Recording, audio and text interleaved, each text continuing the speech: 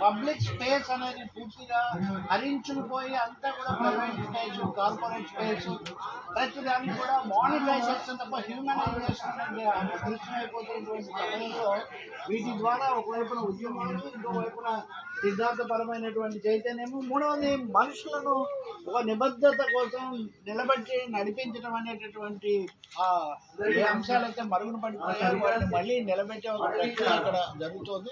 విశాఖపట్నం దీనికి సరైనటువంటి గడ్డ. నిజం చెప్పాలంటే నవ్యాంధ్రప్రదేశ్కు నవ్య దిశానిర్దేశం విశాఖపట్నం జరుగుతుందని నేను భావిస్తున్నాను. శ్రీశ్రీ అప్పుడు అన్నాడు, ఇక్కడ విశాఖలో హార్బర్ 4 కొత్త కవిత్వం ఒకే శమనం ఒకటేదో ప్రవేశించే అన్నాడు. 1934లోనే అభ్యుదయ రచనల ప్రణాళిక వచ్చింది, శ్రీశ్రీ గేయం రాశాడు, కమ్యూనిస్ట్ పార్టీ పుట్టింది. ఇవన్నీ కూడా జరిగాయి తెలుగునాట. మరొకసారి 90 ఏళ్ళు 100 ఏళ్ళు గడిచిన తర్వాత ఈ బరవడిని మళ్ళీ గుర్తు చేసుకోవాల్సిన అవసరం ఉంది. దేశం అంటే మనుషులు, దేశం అంటే కార్పొరేట్ కాదు అని చెప్పాల్సినటువంటి సమయం ఒకటి ఉంది.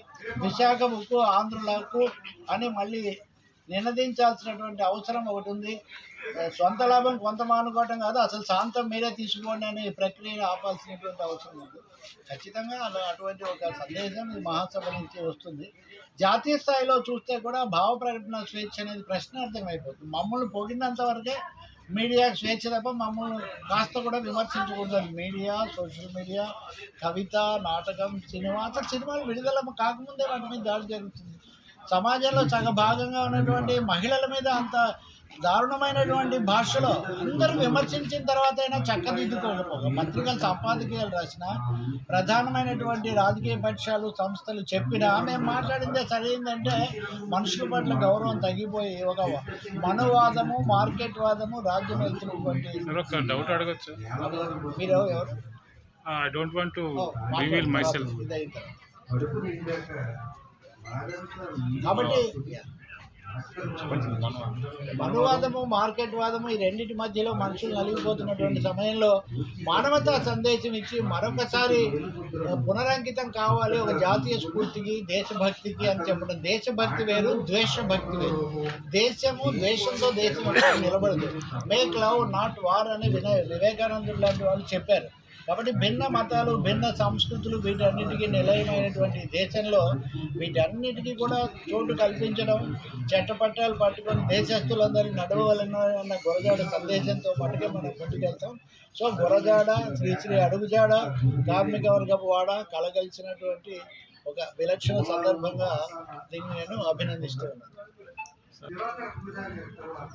నా చేత నీ చేతను వరమడిగిన కుంతి చేత వాసుడి చేతను అరయంగా కర్ణుడిగా ఆరుగురి చేతను అన్నట్టుగా విభజిత ఆంధ్రప్రదేశ్కి ఇది ఒక గ్రహణంలాగా ఉంది. గత రాజధాని అది 10 ఏళ్ళు అయింది. మొదట కొంత ఆలస్యం, తర్వాత దాన్ని పూర్తిగా కబ్జాలు, ఎవరెవరికో కట్టబెట్టడం, కేసులు. ఇప్పుడు కొత్తగా వచ్చిన వాళ్ళు కూడా కేసులు పెడుతున్నారు. కొన్ని పత్రికలు ధైర్యంగా వాటిని రాస్తున్నాయి. పాలకులు మారుతున్నారే కానీ పాలకులను ఆశ్రయించుకున్నటువంటి స్థానిక ప్రభువులు లేకపోతే స్థానిక లోకల్ లార్డ్స్ యొక్క విధానాల్లో మనకేం మార్పు ఉంటుంది. ఇది చాలకుండా అంతర్జాతీయ స్థాయిలో కార్పొరేట్ వీళ్ళందరూ వస్తే ఏమవుతుంది? ఒక దశ ఏమైనా ఉంది. ఇప్పుడు ఆరావళి పర్వతాల గురించి సుప్రీంకోర్టు ఇచ్చిన తీర్పు మీద పర్యావరణం దేశవ్యాప్తమైన చర్చ జరుగుతుంది. కానీ ఋషికొండ గురించి మొదట ఏం జరిగింది, తర్వాత మళ్ళీ ఏం కట్టారు, ఆ కట్టిన దాన్ని కూడా మళ్ళీ 2 ఏళ్ళైనా మనం ఎందుకు ఏమి చేయలేకపోతున్నాము. ఇప్పుడు కొత్తగా వచ్చేవాళ్ళు ఆ భూమికి తోడు ఇంకో 10 ఎకరాలు కావాలంటున్నారని అధికారికంగా మంత్రి గారే చెప్తున్నారు. మరి అంతకుముందు అంతకంతకు ఏదో తామే చెప్తారు కదా మనకు, ఇవి కోసేవాడు వచ్చి పోయి వాడు అవి కోసేవాడు వచ్చాడు అన్నట్టుగా అలా తయారైంది పరిస్థితి. ఇంకా ఎక్కువగా భూమి ఇవన్నీ ఎందుకు ప్రైవేట్ పరం చేయడానికి ఇవన్నీ ఇంత అవసరమా, దాని మీద ఇంత ఉద్యమం అనే ఒక ఇది కూడా వస్తుంది. కాబట్టి ప్రభుత్వాలు కూడా వాళ్ళ రాజకీయాల కోసమే కాదు ప్రజల కోణం చూడాలి. ఇప్పుడు స్థానిక శాసనసభ్యుడే నన్ను అడగలేదంటున్నాడు. ఇక ప్రజల అభిప్రాయం వీళ్ళు అడిగి ఉంటారని ఎవరైతే పాలక వర్గంలో సభ్యుడిగా లెజిస్లేచర్ పార్టీ నాయకుడిగా ఉన్నాడో ఆయనే నన్ను అడగలేదు అని ఆయన చెప్తున్నాడు. ఇంకొకటి కొన్ని విప్లవకారులు లేదా వామపక్షవాదులు, కార్మిక సంఘాలు అంటే సరే విహెచ్పి వాళ్ళు కూడా ఈ భూమి వాళ్ళకి ఇవ్వకండి, మా భూమి అని చెప్తున్నారు. కాబట్టి దేవస్థానాల భూమికి రక్షణ లేదు, ఉక్కు ఫ్యాక్టరీ భూములకు రక్షణ లేదు, ప్రభుత్వ రంగ సంస్థలకు రక్షణ లేదు, సామాన్యుడికి వీటికే రక్షణ లేదు, సామాన్యుడి భూమికి ఎక్కడ ఉంది. సో విశాఖపట్నం అదే నేను చెప్తున్నాను, వై జాగా, విశాఖపట్నంలో వై జాగా, ఎక్కడైనా ఖాళీ స్థలం ఉండనివ్వకూడదు. వై జాగో అంటుంది. అందుకే ఈ శ్రమకవనం వై జాగో. ఆలోచన చేయకండి, వెంటనే మేల్కొనండి. మన పర్యావరణాన్ని, మన భూతలాన్ని, మన కర్మాగారాలను, మన హక్కులను కాపాడుకుంటాము అంటున్నాను. అందుకనే దిస్ వై జాగో ఈ రెండింటి మధ్యలో చాలా ముఖ్యమైనటువంటి సందేశం ఉంది. మేల్కొనకపోతే నిజంగా ఎక్కడ జాగా అనేది లేకుండా అయిపోతుంది వైజాగ్లో.